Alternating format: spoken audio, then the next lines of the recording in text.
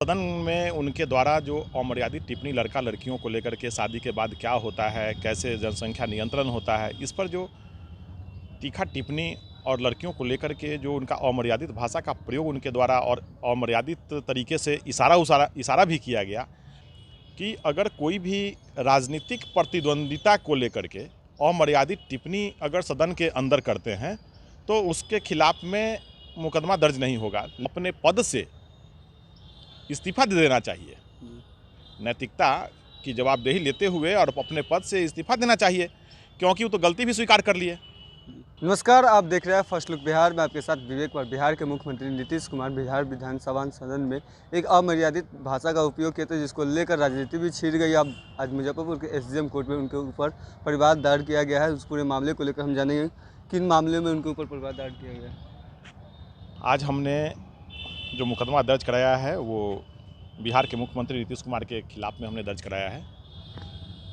कल सदन में उनके द्वारा जो अमर्यादित टिप्पणी लड़का लड़कियों को लेकर के शादी के बाद क्या होता है, कैसे जनसंख्या नियंत्रण होता है, इस पर जो तीखा टिप्पणी और लड़कियों को लेकर के जो उनका अमर्यादित भाषा का प्रयोग उनके द्वारा और अमर्यादित तरीके से इशारा भी किया गया हाथ से, तो इन सब बातों से मर्माहत होकर के हमने परिवाद दर्ज कराया है। लेकिन कानून में है कि सदन में जो अमर्यादित भाषा होता है उसके ऊपर कोई कार्रवाई नहीं होती। आप किस ये कहना बिल्कुल सही है कि भारत का जो संविधान है उसमें अभिव्यक्ति की आज़ादी तो दी ही गई है, और ख़ास करके उसमें जो सदन के सदस्य होते हैं, लोकसभा के सदस्य हों या विधानसभा के सदस्य हों, उनको एक खास तरह का प्रिविलेज दिया गया है कि सदन के अंदर वो अमर्यादित भाषा का प्रयोग भी करते हैं तो उन पर कोई केस मुकदमा नहीं चलता है।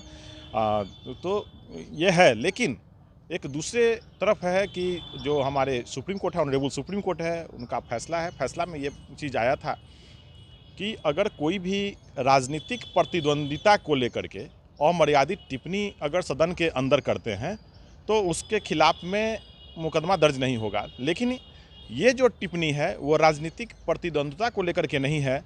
ये हमारे बिहार के मुख्यमंत्री होते हुए जो इस तरह का अमर्यादित टिप्पणी किए हैं जिससे पूरे प्रदेश ही नहीं पूरे देश के लोग इनके वाणी को सुनते हैं। जो स्पीच देते हैं सदन के अंदर बाहर, बहुत से लोग पेपर देखते हैं, बहुत से लोग सोशल मीडिया से एक्टिव हैं, जो स्टूडेंट्स पढ़ाई लिखाई करते हैं, जो जॉब में हैं, सरकारी पदाधिकारी हैं, जो भी हैं, सभी लोग नीतीश कुमार के स्टेटमेंट को अच्छी तरीके से पढ़ते हैं। और तो ये माफ़ी भी मांग ली है। गैर जिम्मेदाराना बयान है।